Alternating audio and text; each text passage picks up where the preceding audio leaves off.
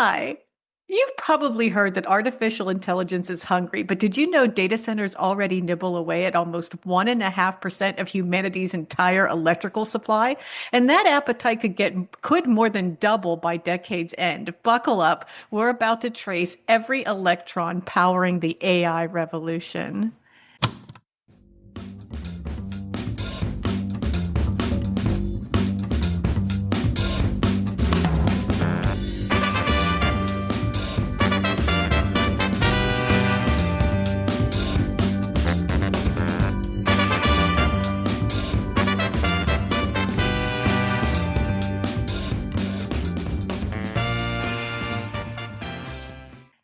Hello, everyone. Welcome to the Nostalgic Nerds podcast. I swear, Mark, that's hard to say fast. Nostalgic Nerds Yeah. podcast. It's a tough one.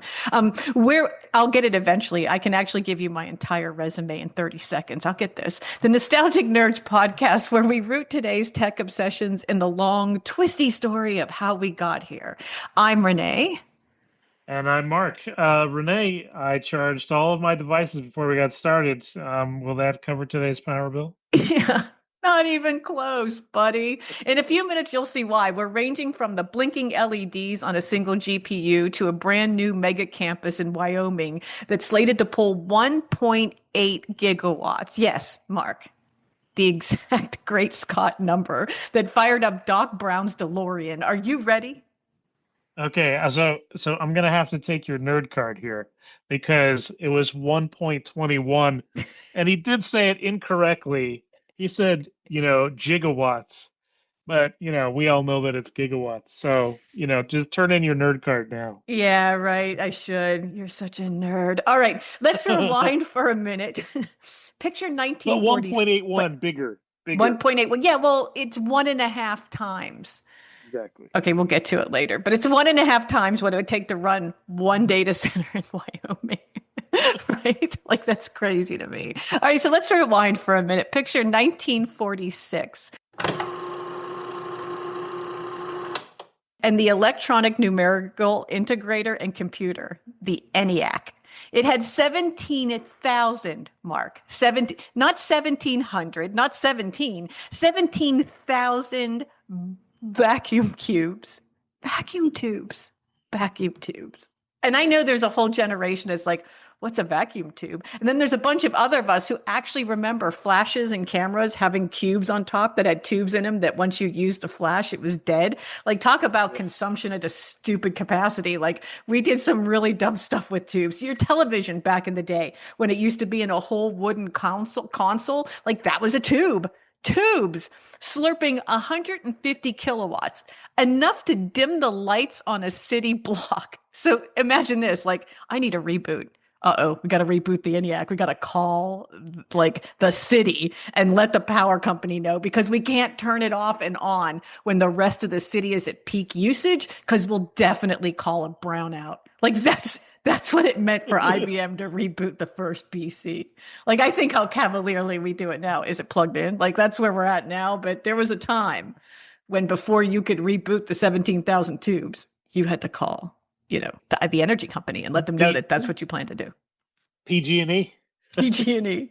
Had to hang on a second while I rebooted. Jump ahead to 2006, when Google planted its first hyperscale complex along the Columbia River at about 50 megawatts. That felt huge until the AI boom reignited demand. Some studies say machine learning workloads already claim a fifth of all data center electricity, poised to double fast. Today, data centers worldwide swallow roughly 460 terawatt hours every year, about the same electricity the entire United Kingdom, Mark, consumes.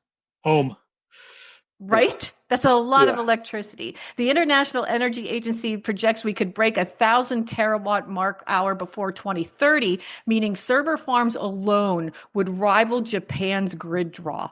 Japan. Mark, which of those milestones hits your nostalgia button the hardest? Like, for me, like, part of it is like the mainframes, right? Back in the like still demand a quarter megawatt once you counted all the chilled water coils and everything. And then by the time the 60s come around, it was still a whole house, holds worth of juice. But by the time because I'm formerly a data center manager, right? By the time I get to the data center in the early aughts, 2002, 2003, the only reason we would ever buy new equipment is because they could tell the story about how it reduced electricity in the data center by Yeah. 30%. Like the only thing you could chase in the data center, it wasn't ever going to be, I mean, sometimes it was cheaper hardware, smaller hardware, like whatever it was. But the ultimate metric you were always trying to chase was, I can save you 30% in your power usage. So which one of those? Is it the IBM? Is it the ENIAC? Is it the Google, hyperscale? Like which one of those is the one where you go, oh my gosh? For me, it's Japan. All I can think about is Homer in Japan. And when they're standing there in the, and they're Mr. looking at all Sparkles. those lights and they're like, my God, right? Like that's how I always feel. It's like, oh, I would be Homer in Tokyo. Yeah, like that's what I think of when I think of Japan's usage. Like everything Japan has on the grid is what AI is going to use in 2030. That's crazy. It is crazy. You and I can always relate things to The Simpsons, but I think ENIAC. I've actually seen kind of parts and bits of the thing. 17,000 vacuum tubes. It's gigantic, like in physical space. And I don't think that people really kind of get that 60, 70 years. What's changed? Sure that we talk about power and power consumption, the compute power has gone along with that. So power consumption has gone sky high, but compute power has also, exponentially grown since then. And I think that, we're kind of in this weird influx where, the demand for power is outstripping, the processing. And we don't have a lot of spare processing. And so we don't have a lot of spare processing. So more processors get loaded up, more energy gets used. And now we're on this, crazy curve to 460 terawatt hours, every year, 1,000 terawatt hours, by the time we hit 2030. And I think, Tokyo, I don't know if you've been there or not, but I mean, at night, it's just you can't see stars. You can't see just a glow all the time, like Vegas or, you know, LA or something. Or It's Branson, always on. Missouri, right? Branson, Missouri. Yeah, and I think going back and thinking about that hyperscale complex. We talked about this the other day, sinking data centers in water, right, and using waters as heat sinks in kind of a weird sick way. That's the kind of thing that we're going to be seeing is creative ways to reduce energy use, but also the exhaust from that energy usage, which is a lot of heat. What are you going to do with the heat? How do you dissipate that heat? I know this is sort of rambling here, but the other thing that I think is really kind of interesting is data center construction changed. And I think that, like, do you remember when we were setting up the .com, everything, all the cooling was below the Yeah. floor, right? Because raised floor cooling was designed for that, 1960s, 1970s mainframe style, where actually the heat wasn't in the machine. The heat was in the electricity, and all the electricity ran under the floor. So all the copper got hot, and you needed to cool things down. You had this passive cooling, and then, when we got to 1U servers, right, the power density, the compute density was, through the roof. And that was the change. And I remember touring, I think it was an Equinix data center that had been built brand new in, like, I don't know, it was probably 93, 94, and that didn't have raised floor. And you walk in and you're like, wait, where's the raised floor? And they're like, no, raised floor. No, that's last year. This year it's about hot and cold aisles and using your cooling to cool down all the exhaust that was getting Giles. pumped out Yeah. of the back, those 1U servers. So yeah, I guess it had to be later than that. When do we have those one use servers? Like 99, 2000. Yeah, yeah, it So was like 99 it or was right in there. 2000 because yeah, by 2001 I'm off to another job, never to see another Yeah, yeah, one yeah. use server or a blade again because there nobody else actually used them because they didn't have racks so dense. But that brings me to the other thing. For those of you who don't know what we're talking about, like a one use server, we used to rack servers, and no matter what server you had, it was at least 2 units. So the rack has 72 units in them, and so when you would build the rack, you'd 42, be how many? 42. Come on, What? 42, 42. 42 42. units in the rack. So you would say it's four for the firewall. It might be another one for the router because routers tended to be skinny, like even from the beginning, right? You'd have maybe, depending on how big your switch is, anywhere between 4 to 8 units. And then came the servers. And so maybe if you were using 4U servers or 2U servers, you could get 4 or 6 of them into a rack, but you couldn't get 42 of them into a rack. Like you just Yeah. couldn't do it until the 1 unit server came out. And the only reason that still sticks with me is something that I can talk about with any kind of specificity is because I remember going to the co-location one time. I'm unloading the Jeep with a bunch of 1U servers and I'm putting them on the cart to haul them into the data center so I can rack them. And I'm taking them through the man trap. And that jerk who sat in the man trap down in Irvine said to me, "Oh, they finally make a server you can pick up." Like that's what he Oh. said to me. And I looked at him and said, "I bet I could beat you to death with it too." Like what makes you even say that to somebody, right? But Oh. but much he's right. I could rack it by myself. Thank you very much. Putting in that many rails was a pain, but it is what it is, right? So the more dense those racks got and the more power they had to pull, the more we had to deliver in there. And you're right. How much time, money, and effort did we spend on air conditioning to be fair, right? I mean, if you ever A got lot. an alert from your data center, it's because some pipe somewhere burst because it was the pipe that was taking the chilled something somewhere, right? Like it really was. I remember the first data center I ever saw in Las Vegas where it was all exhaust and you're like, "Wait, what?" Like, "Wait, Yeah. what?" And they're like, "Yeah, how would we air condition this place?" And like, it's a really good point because most Yeah. of the energy would come in trying to keep that stuff cold enough to where you don't have latency problems, you don't have attenuation problems, you don't have like you had to keep it cold enough, right? The Venetian, the Venetian's actually a data center. Mm, The you walk into the casino floor and it's a data center. You just don't right. know it's a data center. Yeah. All those slot machines and everything, they're all running off a raised floor. And it's infinite configurable, but it presents a problem because you got to make sure that that place is cool enough for, your gamblers, your punters to keep, feeding the machines. So traditional enterprise rooms topped out at maybe 10 megawatts, right? So any server room or data center you and I have ever had our hands in for the purposes of whatever the heck we were doing, whether it was .com, banking, I don't know, software is what I did for a while, whatever, maybe 10 megawatts, right? Modern cloud regions span 50 to 150, but the Wyoming one will operate at 1.8 gigawatts, which could scale toward 10. Numbers once reserved for smelters and nuclear plants. Like Yeah. this is no joke. Like you're going to use what a steel smelter used. That's crazy. That's crazy, right? Just so that I can figure out what the best restaurant on 395 is for the drive to Tahoe. I mean, that's seriously what I burn down trees for when I use AI. Like that's what I'm burning down the tree for. So give us a relatable scale, Mark. So we just said it was 1.5 times Doc Brown's famous 121 gigawatts, right? Enough flux capacitor juice for multiple DeLorean runs. 3. So he could have gotten halfway back to the future. If I handed you a 1.8 gigawatt receipt, what everyday comparison could you use to make the listeners feel that load? 1.8 gigawatt is what? Is It's what? a lot. It's a lot. Okay, so 1.81 gigawatts to talk about city power usage. That's a medium-sized-ish city. And a medium-sized-ish city is about 1 million people. So 1 million people in one, locale draws about 1 to 2 gigawatt during peak usage. What does a million or so look like? The San Francisco Bay Area on a hot summer day. That's like one data center is pulling as much as the San Francisco Bay on a peak hot summer day.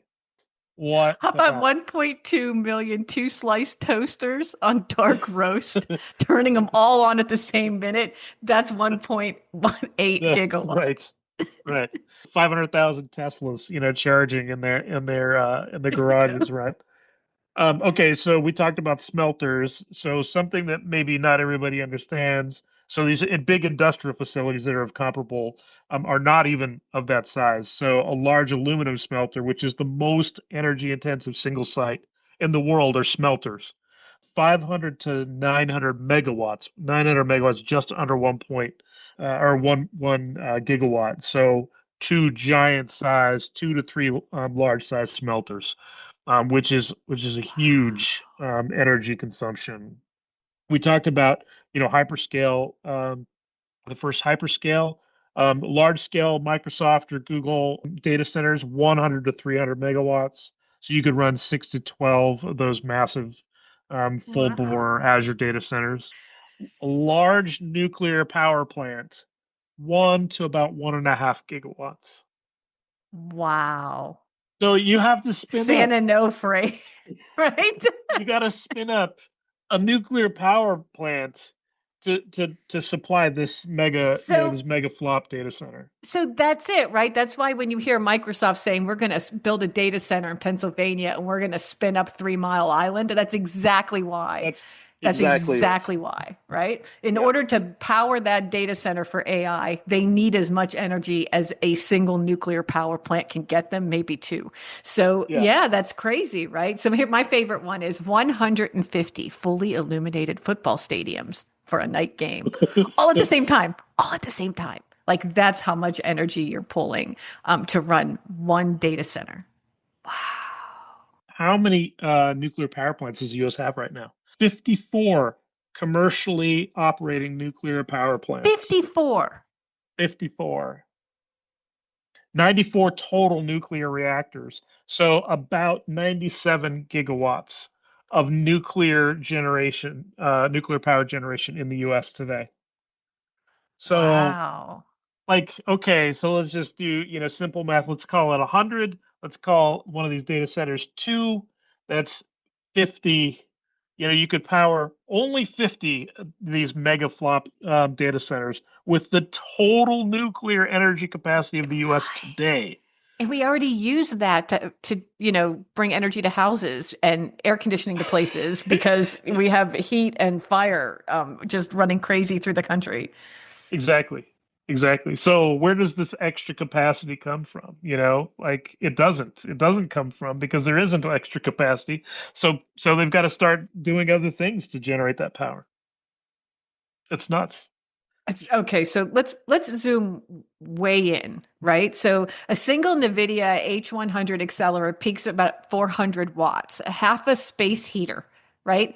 Stack eight on a DGX motherboard, and you're at 5 kilowatts. Cage four servers in a liquid cooled rack, and the IT load alone will flirt with 20 kilowatts. Mark, you've actually held a data center GPU, right? Like you know what Yeah. that's about. How Yeah. would you describe its size and, more importantly, its heat to someone who's only seen graphics cards on a Best Buy shelf, right? Data center hardware is its own beast, and its power consumption is a huge part of capacity planning, right?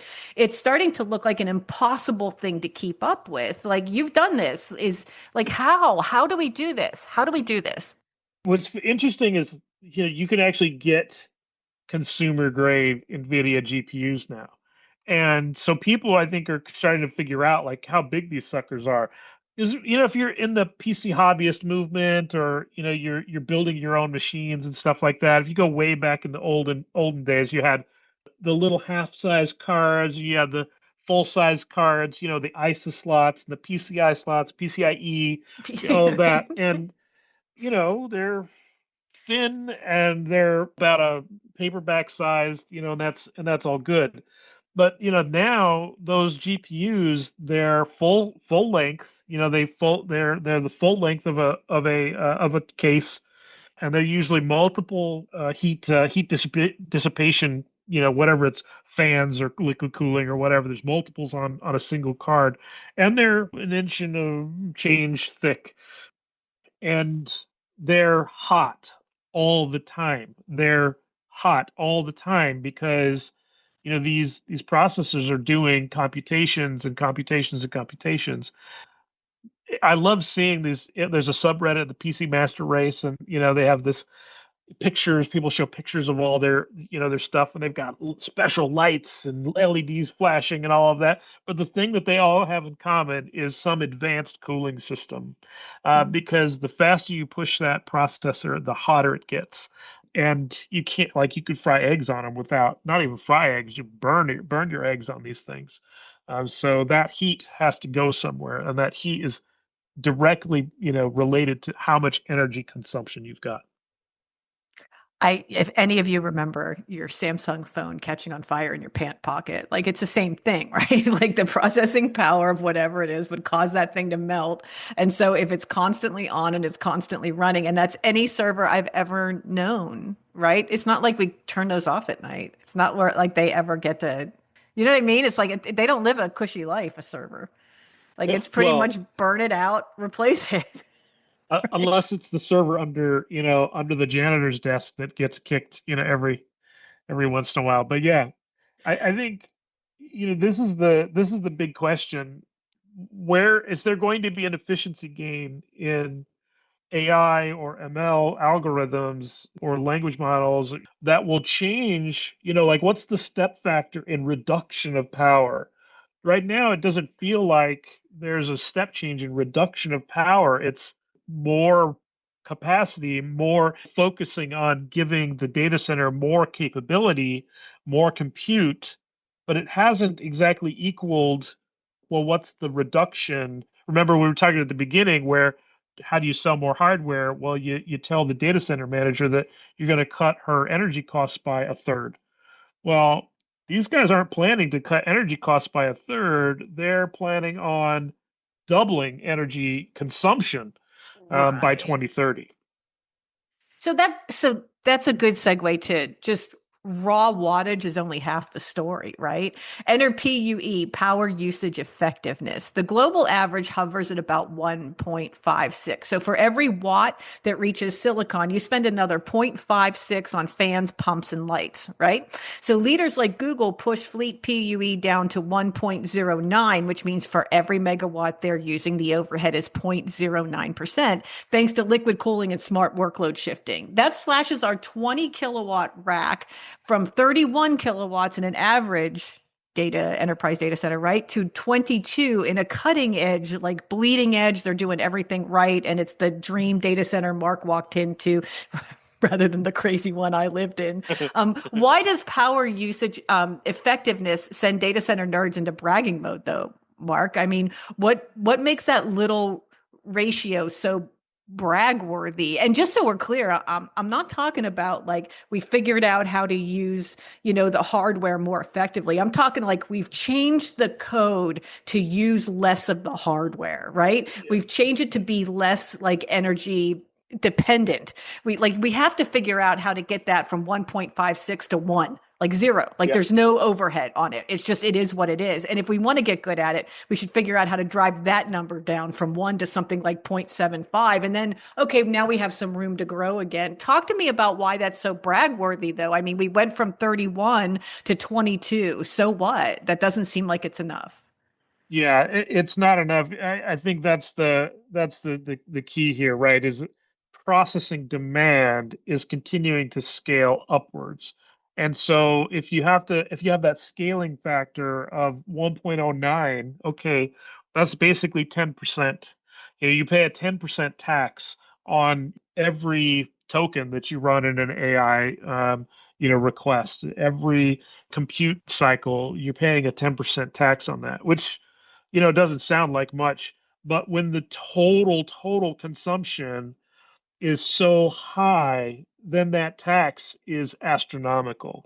And so this is why if you can bring it down even to 1.08 or 1.07 or 1.06, like that's a huge shift. I think last week, Rich, you and I talked offline about liquid cooled servers, and sinking them in the North Atlantic.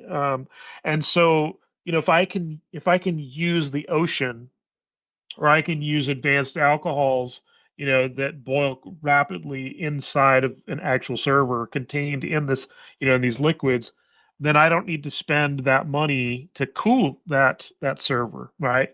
And so the energy efficiency goes up because I'm not burning electricity on cooling from an air conditioning, or some liquid system where I'm cooling the water that then goes through something. So if I can actually use the ambient temperature of the North Atlantic, which is going to be cooler than the ambient temperature of a data center, then the power shift or the heat differential will change. So I'll spend less of that.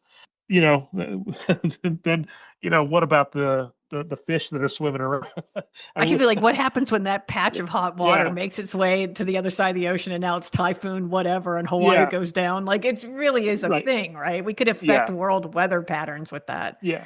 And I don't, I think, if you sort of look at trade-offs, like which is better, burning carbon to, power air conditioning so that you don't heat temperature in a small locale in a data center, or heating the water and this. I don't think there hasn't been enough long-term Yeah. studies to see, what the impacts are, positive, negative there. But that's the that's the bragging rights right there. Like shrinking that tax, that percentage on compute efficiency, is where it's at. But I feel like not enough focus is really put there. When I was at one of the banks, we did do a little bit of work on power efficiency of code. There's a lot of people that sort of, were like, really? What's the point of that? And they were looking at it in kind of just a like what's in it for me kind of context, right? Rather than what if every Java developer in the world with every piece of Java code got 1% more efficient, code, right? So like if I was pushing my engineering teams to try to be more power efficient, what does that actually impact? Well, that impacts a small percentage, right? And it's going to get lost in the noise and all of that. But what would be better is if every, Java developer was looking at, 1 or 2% efficiency gains. And I think that's a shift that hasn't quite made it there. I think, the Microsofts, the Googles, the Amazons of the world who are running these data centers, I bet you they wish that financial Well, services companies and all of these guys did that work, but that's not happening. so here's what's really interesting about that. I'm a market analyst. I spend time with vendors, and one of the vendors I was spending time with was AWS. But one of the things I always thought was interesting, especially when I covered sustainability, it was this idea that I, as the cloud provider, should not have to eat that carbon footprint. Like that's not my scope 2. It is your scope 2. It's my scope 3. So if I can figure out how to bill you for your cloud compute time, right? Yep. Then it's now your problem and you're going to have to pay the carbon offset. You're the one who's going to have to figure out how you're going to get past that. How do you get to net zero? It doesn't have anything to do with me anymore. I'm just the provider with now pass through billing indemnification to where this is no longer what it costs for me to do business. It's cost like I wouldn't be running these workloads if it weren't for you.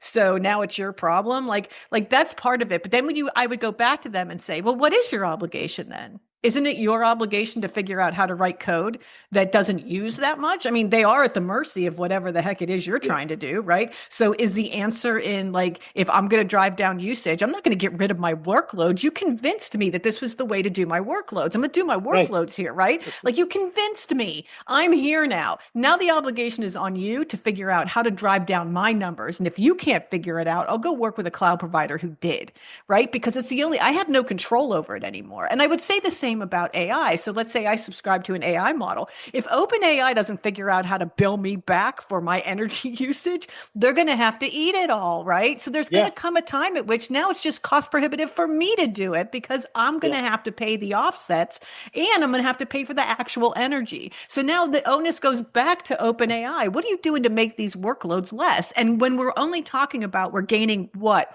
0.4%, Yeah. in the like that's not going to help anybody in the long run, right? So all you're really doing if you're AI and you're not thinking about renewables and that policy and sustainability and that policy and what that means. Like we cannot take, and in the United States we have taken the position that we're going to let AI go like crazy and we're cutting back on all the renewable energy. Like no, Well, those two things can't exist. Like that can't, right. that it can't exist that way. That's not how Well, yeah. we're headed. What If about it? we do not invest in green technology and better energy, there will be an AI winter. We just won't be able to keep up. And yeah, maybe it won't be till 2030, but you can forget about your pipe dreams of robots cleaning your house because we're not going to get there because you're not going to be able to pull enough electricity to your own house to recharge the damn thing, Yeah.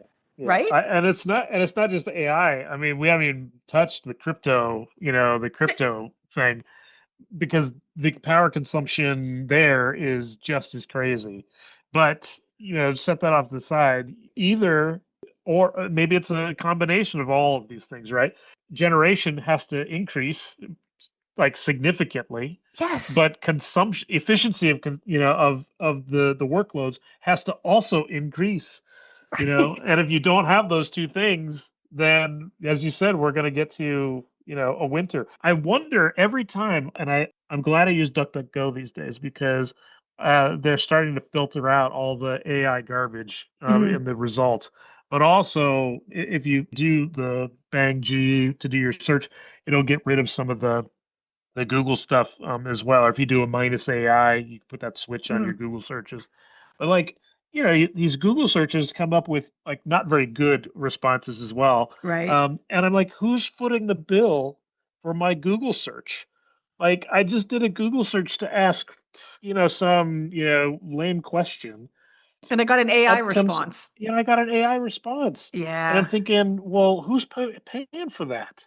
And how many Google searches are there every single day that is Google So footing the bill for that? Like so let's talk about that, right? Because there's a difference between training a model and hitting the model up that's been trained, right? Like that's Yep. a different energy consumption. So let's talk about AI training. ChatGPT 4 consumed north of 50 gigawatt hours, the yearly electricity budget of about 5,000 US homes. Yet a single ChatGPT reply on the leaner GPT 4.0 model uses roughly 3/10 of a watt hour, enough to glow an LED light bulb for 20 seconds. But billions of queries a day, they pile up fast, right? So, does that disparity, month long training bidge versus micro sips per query, jibe with what AWS sees on its raised floors? Like, is that a thing? Like, how are they going to manage this, right? Because not I mean, AWS has so many corporate accounts. If they all decide tomorrow that they're going to take all their sales data, 7, 8, 22, 150 years of it, and Yep. they're going to train models with it, and they're going to do it all in the cloud, like, holy hell, Yeah. holy Yeah. hell. And Yeah. how much is that surcharge going to cost you? Because in the long run, they know your electricity usage for your cloud stuff. So it's not going to take them that long to figure out what your AI stuff is costing them, right? Yeah, I wonder if it's going to, cause a shift in the billing mechanisms, for all the major cloud providers. I can't imagine that, this is something that, the FAMGAs, or whatever the latest acronym is, that they haven't thought of and started to implement. So I think that, this is definitely something that's going to happen. I think the other thing that's, people haven't quite like clued into. You're right. You're the most beautiful prompt in the world, and you feed it into 4.0, into GPT-4, and you hit that enter button, and then you think, well, that's one AI request. And it's like, oh yes, yes, to you as a user, that's one AI request. But when we talk about, the transactions that actually happen, they call them tokens or, requests or whatever, that could be, 10, 20. I've seen some Copilot go up to 20, 30, 40, 50 tokens on a single request on a more advanced kind of serve. So, okay, that one request, well, that's not just one LED bulb for 20 seconds. It was an LED bulb for 50 seconds, a Hmm. couple minutes, and that piles up. And as the usage gets more complex, and the request structures and things, become more advanced, and people start using it more, that billions becomes trillions of requests, Mm. and it's going to scale quite significantly. I mean, people are using. I think my mom uses ChatGPT now, and like, really? Oh my gosh, that is the harbinger. Like when your mom's using it, like if my Yeah, mom was all like, I'm hooked on 4.0, I'd be like, uh-oh, yeah. uh-oh. No, I mean, you think the most populous, demographic group on the planet, baby boomer generation. In most countries, it's probably the one or two largest population, and if they're using this en masse, well, I mean, that's a lot of people. A lot of That's a people, lot of right? people. Exactly. So, okay, so whether tomorrow's numbers explode or flatten depend on five very intertwined, or as we would say, systemic forces, right? Workload mix, hardware generation, cooling innovation, grid strategy, and smart utilization. So so I'm gonna ask you to pick one, but like my favorite, I think, is you don't get anywhere without updating the grid. I mean, because like the grid really, like they called it the greatest invention of the 20th century, and they said that in 1930. So like we definitely need some help with the grid. The grid has to become more stable. It has to have a lot more renewable. We have to create way more capacity. Without all of that, without the grid, being all things to all technology, including Bitcoin, I guess, we're not going to get anywhere. We're going to hit that winter. What one's your favorite of those five? Workload, hardware, cooling, grid, smart utilization I software. Which one think of those? I think it'd probably be a combination of grid strategy with renewables and something like cooling innovation. I mentioned the liquid and submersible data center stuff earlier. To me, this is just really fascinating. I've spent some time with some of these systems. I just think it's really cool. But like that's almost it's a very micro kind of innovation, right? And it's interesting and cool at the server level, and it has to scale to millions upon millions upon millions of servers. So, what is that? What's the most efficient way? What would be you do? This is in a triangle. It'd be uh, a pentangle, right? What's the where's in the pentangle of these five things? What's the thing that gets the most bang for the buck? And perhaps it's too difficult to increase efficiency or to innovate cooling, and perhaps it's, as you said, grid strategy, increasing renewables. What's the future of fusion? Right? Is fusion actually going to be the thing that solves the hunger Mhm. demand that we have? I don't know. So let's say you have a CEO and he comes to you and he's like, Mark, we're going to be an AI first company. I want everything we do to have some kind of AI crazy thing in it. And what's the first warning flag you give him though? Like, what do you or her? Like, what do you say to them? Do you say like, okay, listen, it's a strategy, not a technology. Let's back the hell up because that's what I would say. Like, let's back the hell Yeah. up. This is a strategy, just like cloud was not a technology; it was a strategy. This is the same thing. It's not a technology; it's a strategy. Let's think about it. Where's the first thing you would tell them? Put on the brakes. We need to get this sorted out first.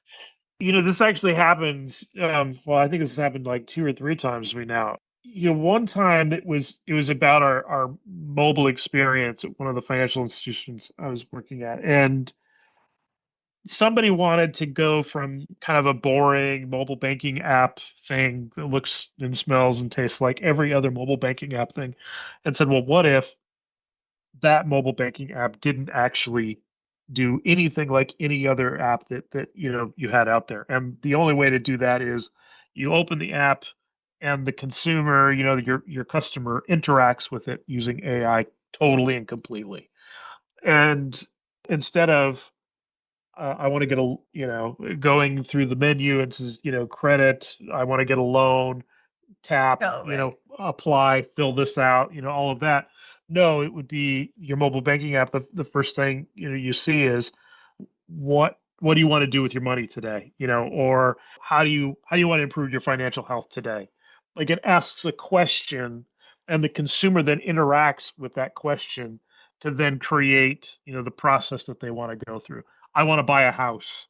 And, if I say I want to buy a house, that turns into, a lead through the process Mhm. in an intelligent way, of, finding a house, getting a loan, getting approved, all of that. And, we pitched this with our provider, our cloud provider, when we were going through pricing on how much for that particular AI capability. It was like, oh, well, you pay X amount for this many tokens. And we're like, well, we don't know how many tokens it's going to be for a request. We're talking, and we were basically looking at order of magnitude, and in some cases, 2 orders of magnitude more than what this provider had, priced out and thought about. And so when we looked at it, it was like, well, this is completely cost prohibitive. There's no way we're going to do that. As we kind of went back to business folks and product teams and said, sorry, the technology is there, but there's no way that we're going to be able to pay for that. And I think that's going to be the reality, check that a lot of people have to come to. Hey, the technology is capable, but the business case isn't quite there yet. I think that's going to be super interesting too, right? The total cost of ownership of that just isn't going to be there. And then the other thing I would say is I don't think anybody's been doing data management up until this point. And if you think you're going to use AI and you've done half, hearted data management, you're in trouble. You're in trouble. Like you're going to have to get that figured out first. So you didn't want to spend money on AI and now you're spending on software to tell you where your data is, what it's important and what else it's connected to. Because without all Yeah. that, you're not going anywhere, right? So like Yeah. that part of it is for me too. Like we can't lose our, the other thing is I spent all those cloud years working at foresters and analysts, just sitting there thinking to myself, like, if I have to sit down with one more group of people to remind them, you're not laying anybody off, you're not saving any money, it's not changing fundamentally the way you work. All you Yeah. did was give the data center you once had hands on to a third party. And now they're subject to third party risk management in a way you've never done it before. Like that's all it is, right? Like all you did was take something that was super important and high availability and handed it to a third party. Yeah. Now you better get really good at third party risk management because Yeah. that's all Yeah. you've got. And that you have to figure out how to integrate them into your change management, your incident management, your problem management. It's not like they just go away. No, like Yeah. this is a really tight relationship and it's a big one. It's everything you do, right? So don't look at AI any differently, right? Like I'm looking at like the software market for governance, risk, and compliance platform because when you're an analyst, you have a very narrow view of the world. And mine is that software. But even in that software, you have a bunch of software providers who are like, we're going to tell you what AI to use. We're going to integrate it into our platform. We'll figure out the billing on the backside. That's what we're going to do. Then you have other ones who are like, nah, I'm going to take the route of pass-through indemnification. I'm going to make the APIs available to you. You can do whatever you want with that. And if it turns out to be a disaster, that's just on you, right? So it's like at some point, someone's going to have to step up and say, like, this is all too new. Trust is not a control and luck is not a strategy. And we have to really pay attention to this, right? And I think you're right. It's going to be just like cloud. Like at some point, you're going to wake up and be like, oh my God, I have 1,500 servers and I'm paying $50,000 more than I did last year. Yeah, yeah, because you just installed 750 more new servers without ever thinking about it because it's so damn easy now, right? Like, so Yeah. like that part of it, I think that's worth saying that it's probably cost prohibitive. And there's two ways we get to an AI winter. One is that we just don't have the capacity on the energy, and Bitcoin is going to fight us for it tooth and nail the whole way. Or, right? Or you just don't have the capabilities like in house to figure any of it out. Like that, you're just going to, the risk is going to be too high for you and you're not going to do that. And you're going to hang on with like white knuckles till the very end. And your vendor comes to you and says, either you use AI or you don't use our software. Like that's when they'll all come aboard, right? So, Think about, okay, so one last thing on this. yeah, Okay. Let's say you've got a, whatever run rate budget on your particular product, and that budget buys you X amount of, whatever queries, requests, interactions with the customer, whatever. And then all of a sudden, third of the way through the year, because it's really successful and it worked really well, you know, guess what? You're out of capacity. It'll be like MIPS on the mainframe, right? Like yeah. buying AI requests. And when you get to the, 3 million or 3 billion AI requests, then the provider's like, time to It's, pay the piper. right. You It's know, like renting your car and going over the mileage. Like yeah, now it's yeah, 25 because cents a mile. yeah, exactly. Because the alternative is What? You turn off the chat bot? Yeah. Like you turn off the app? Like Oh that's not going man. to work. We're Like back to that's billing us for toll calls again. exactly, exactly. I mean, that's not gonna fly. If my app is completely dependent upon AI, and which is, that might be okay. That might be the right Right, thing. right. That strategy But worked for you, yeah, that's cool. but it's a But guess financial what? disaster. Yeah, it could be a total disaster, especially if all of that work doesn't turn into commits, doesn't turn into sales, doesn't turn into revenue, but turns into a really great experience. That's cool, but like you're not going to turn off the chatbot. You're not going to turn Right. off the AI. You're not going to turn off the lead, the smart lead generation process. Like that's not going to happen.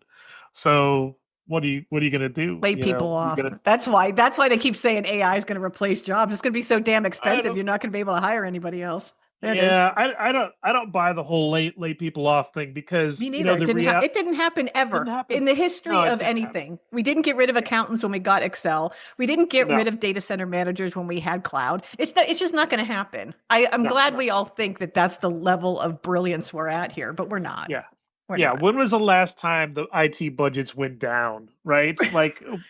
like your product development budget is a percentage of net revenue, and so if you're spending 12% net revenue on capital expenditures or 9% or whatever your number is, like this year it's 9%. Next year it's not going to go to 7. Like Right. it's not gonna happen. Like your Yeah. revenues are going to increase and you're going to continue to spend. And what AI does is going to make that more efficient. So you're going to get productivity gains. So you're going to maybe spend slightly different in some, places, but you're still going to spend whatever that is, Right. 5, 7, 8, 9, 10, 11, 12% of net revenue on CapEx. Like that's not going to change. It's Yeah, not going to change. I felt like that's the thing I did with cloud for years was just remind people you're not doing any of that. You're doing this because it's the right strategy for expanding workloads. You're Bingo. not doing this because it's going to save you money. Like that's not, and you No. shouldn't do that with AI. Like it's Yeah, not like yeah, if yeah. it's going to give you efficiency gains like you've never seen before, okay, but it's also you're not going to be able to lay people off and it's going to cost you more money. Like That's just right. quit thinking it's any different than that because it's Yeah, not. yeah. Like, okay, efficiency, yes, efficiency it equals a cost reduction, but in real dollars, people take those efficiency gains, they bank them, Yeah, and they spend the exact same amount or even more. right. And that, nostalgic nerds, wraps up our power soaked tour. Remember, every slick AI answer carries a very real energy tab. And now you know roughly how long that receipt can get 150 pro football stadiums all at the same time. There it is. I'm Renee. And Mark, And if you dug the deep dive, hit subscribe, share us with your favorite data obsessed pals, or drop a comment. Mark, what's our email address? nostalgic nerds podcast at gmail.com. There you go. Let us know what you want to hear about and keep being nerdy. Thanks, Mark.